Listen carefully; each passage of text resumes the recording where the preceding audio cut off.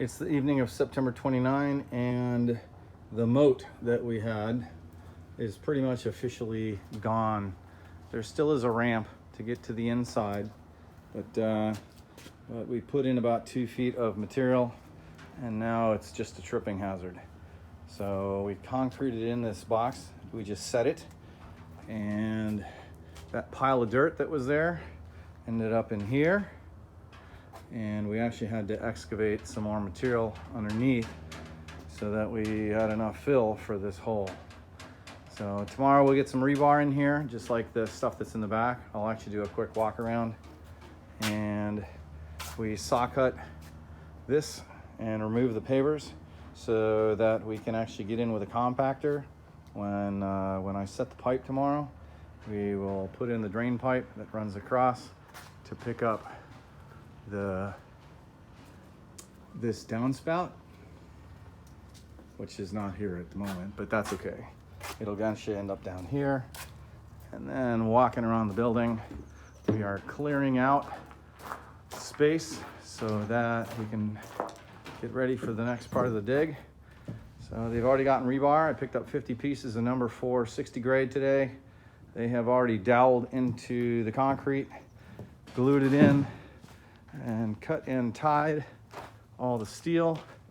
Adobe's are going in. I put a sleeve around my gas pipe, and this is the other side. So they've already done the doweling down here, and they're just finishing up with the grid work and new construction. This part we have actually excavated and put in a footing, and the steel is almost in place already. And we took out our landing, and this will be a corner, and from here on we're going to step down. So all of the material here, this was all building materials, with exception of my underneath here is concrete mix. We're going to use that to pour this footing by hand on Thursday. So this will be gone as well, so then I can start painting. So if we walk over to this window, and that was the objective, in the window you can actually see the front part of the house. So when you walk up to the house, you actually can see straight through to the back, and this is what you see. You can see all the way through to the back of the property. Now Patty's cleaning up over here because I carved up some wood. Looks like we're going to be replacing this step in this construction phase as well.